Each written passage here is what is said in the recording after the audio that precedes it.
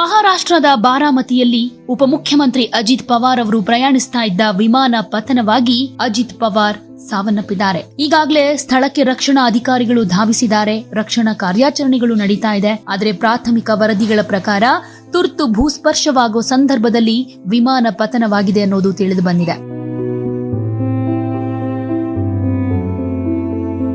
ಅಜಿತ್ ಪವಾರ್ ಸೇರಿದ ಹಾಗೆ ಅವರ ಜೊತೆಯಲ್ಲಿದ್ದ 6 ಮಂದಿ ಈ ಭೀಕರ ಅಪಘಾತದಲ್ಲಿ ಸಾವನ್ನಪ್ಪಿದ್ದಾರೆ ಅಂತ ನಾಗರಿಕ ವಿಮಾನಯಾನ ಮಹಾನಿರ್ದೇಶನಾಲಯದ ಮೂಲಗಳು ಕನ್ಫರ್ಮ್ ಮಾಡಿವೆ.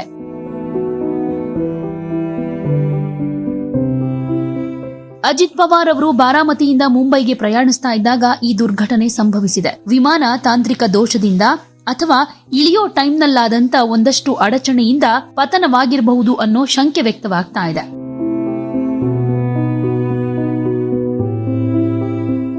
ಮಹಾರಾಷ್ಟ್ರದ ರಾಜಕೀಯ ವಲಯದಲ್ಲಿ ಈ ಸುದ್ದಿಯಂತೂ ತೀವ್ರ ಆಘಾತವನ್ನೇ ಉಂಟುಮಾಡಿದೆ. ಅಜಿತ್ ಪವಾರ್ ಅವರು ಮಹಾರಾಷ್ಟ್ರದ ಅತ್ಯಂತ ಪ್ರಭಾವಿ ನಾಯಕರಲ್ಲಿ ಒಬ್ಬರಾಗಿದ್ರು. ಹಾಗೆ ಸುದೀರ್ಘ ಕಾಲ ಉಪಮುಖ್ಯಮಂತ್ರಿಯಾಗಿ ಸೇವೆ ಸಲ್ಲಿಸಿರೋ ದಾಖಲೆ ಇವರ ಹೆಸರಿಗಿದೆ. ಇವತ್ತು ಬೆಳಿಗ್ಗೆ ಸುಮಾರು 8:45 ಸುಮಾರಿಗೆ ಮುಂಬೈನಿಂದ ಬಾರಾಮತಿಗೆ ಹೊರಟಿದ್ದ ಚಾರ್ಟರ್ಡ್ ವಿಮಾನ ಬಾರಾಮತಿ ವಿಮಾನ ನಿಲ್ದಾಣದಲ್ಲಿ ಲ್ಯಾಂಡಿಂಗ್ ಆಗೋ ಟೈಮ್ನಲ್ಲಿ ಟೆಕ್ನಿಕಲ್ ಸಮಸ್ಯೆ ಎದುರಾಗಿ ಪತನವಾಗಿದೆ ಅಂತ ಅಧಿಕಾರಿಗಳು ಹೇಳ್ತಾ ಇದ್ದಾರೆ. ಜಿಲ್ಲಾ ಪಂಚಾಯತ್ ಚುನಾವಣೆ ನಿಮಿತ್ತ ಸಾರ್ವಜನಿಕ ಸಭೆಗಳಲ್ಲಿ ಭಾಗಿಯಾಗುವುದಕ್ಕೆ ಚುನಾವಣಾ ಪ್ರಚಾರಕ್ಕೆ ಅಂತ ಅವರಲ್ಲಿ ಹೋಗ್ತಾ ಇದ್ರು. ವಿಮಾನ ರನ್ವೇ ಮೇಲೆ ಅಪ್ಪಳಿಸಿದ ತಕ್ಷಣ ಬೆಂಕಿ ಹೊತ್ಕೊಂಡಿದೆ. ಇನ್ನು ಈ ಘಟನೆಯ ಬಗ್ಗೆ ನಾಗರಿಕ ವಿಮಾನಯಾನ ಮಹಾನಿರ್ದೇಶನಾಲಯ ಉನ್ನತ ಮಟ್ಟದ ತನಿಖೆಗೆ ಆದೇಶ ಮಾಡಿದೆ.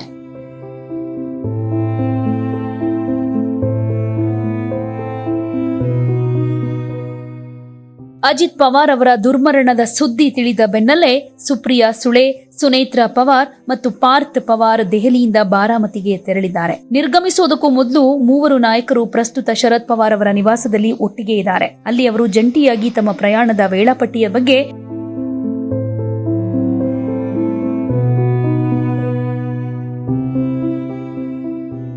ಅಜಿತ್ ಪವಾರ್ ದುರ್ಮರಣ ಹೊಂದಿದ ಸುದ್ದಿ ತಿಳಿತಾ ಇದ್ದ ಹಾಗೆ ಸಹೋದರಿ ಸುಪ್ರಿಯಾ ಸುಳೆ, ಸುನೇತ್ರಾ ಪವಾರ್ ಹಾಗೆ ಪಾರ್ಥ್ ಪವಾರ್ ದೆಹಲಿಯಿಂದ ಬಾರಾಮತಿಗೆ ತೆರಳಿದ್ದಾರೆ.